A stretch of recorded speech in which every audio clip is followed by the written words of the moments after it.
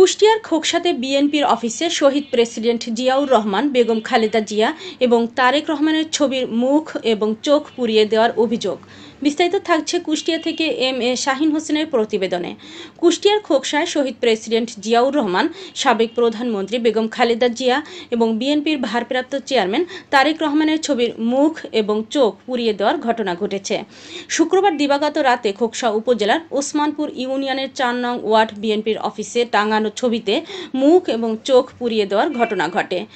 ঘটনায় জানা যায়, ওসমানপুর ইউনিয়নের ওসমানপুর বাজারের টিনশেড ঘরে ৪ নং ওয়ার্ড বিএনপির অফিসে কার্যক্রম পরিচালিত হয়। অফিস তালাবদ্ধ থাকে না। উক্ত অফিসে খোকসা উপজেলা বিএনপির সিনিয়র সদস্য সৈয়দ আমজাদ হোসেনের অনুসারী সাবেক ৪ নং ওয়ার্ড মেম্বার মোহাম্মদ শহীদুল ইসলাম তার লোকজন নিয়ে সাংগঠনিক কার্যক্রম পরিচালনা করে আসছেন। অজ্ঞাতনামা ব্যক্তিরা গভীর রাতে শহীদ প্রেসিডেন্ট জিয়াউর রহমান, বেগম খালেদা জিয়া এবং তারেক রহমানের ছবির মুখ এবং চোখ পুড়িয়ে দেয়। এ নিয়ে এলাকায় উত্তেজনা বিরাজ করছে। এ বিষয়ে খোকসা থানায় ওসি শেখ মইনুল ইসলাম ঘটনার সত্যতা স্বীকার করে বলেন, ঘটনাস্থল পরিদর্শন করেছি। সংঘাত এড়াতে এলাকায় অতিরিক্ত পুলিশ মোতায়েন করা হয়েছে। লিখিত অভিযোগ পাইনি। লিখিত অভিযোগ পেলে তদন্ত সাপেক্ষে আইনগত ব্যবস্থা গ্রহণ করা হবে।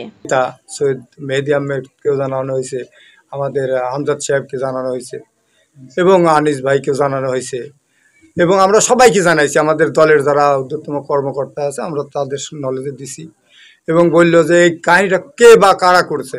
তা আমরা বললাম যে এখানে আমাদের এনটি গ্রুপ যারা আছে, আওয়ামী লীগের দোসর যারা, সত্যি কথা বলতে কি এরা এখনো ঘুরে বেড়াচ্ছে এবং একমাত্র এরাই করছে আমাদের এই কাজগুলো।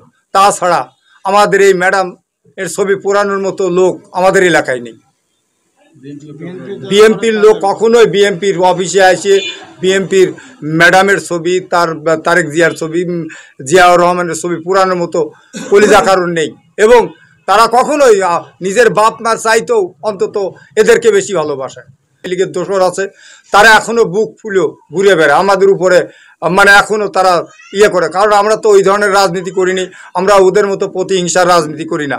কারণ আমরা কখনোই আমাদের ইউনিয়নে বলতে পারবে না, কোনো আওয়ামী লীগের নেতা কর্মী বলতে পারবে না আমরা কোনো নেতা কর্মীকে পুলিশ হয়রানি করাইছি এবং তাদেরকে মারধর করেছি, এরকম রেকর্ড আমাদের নেই ইনশাআল্লাহ। পক্ষ পার্টি যারা আছে, বিশেষ করে আওয়ামী লীগের দোসর যারা আছে, এই দোসররা এই ওসিলায় করে জানা আমাদের গ্রামে দ্বন্দ্ব বাঁধে। এই দ্বন্দ্ব বাঁধার কারণে আমাদের গ্রামের আওয়ামী লীগের দোসররা এটা পুরাইছে এবং এটা সাহস পারে একটাই কারণ, আমরা তো কোনো আওয়ামী লীগ কোনো কিছু বলতেছি না। এই না বলার কারণে তারা বুক ফুলে এখনো বেড়াচ্ছে।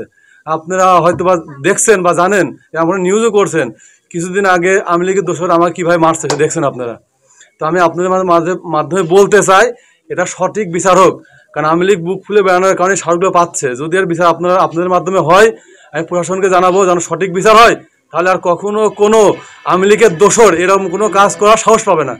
এই মুহূর্তে আমরা নাম প্রকাশ করব না, আমরা চেষ্টা করব তথ্য প্রমাণ সহ প্রশাসনের কাছে অবগত অবশ্যই এখনো করা হয়নি, আমরা আরও কিছু তথ্য প্রমাণ সংগ্রহ করে আমরা প্রশাসনের নলেজ দিচ্ছি এবং মামলা করিয়ে যেটাই করি করছি।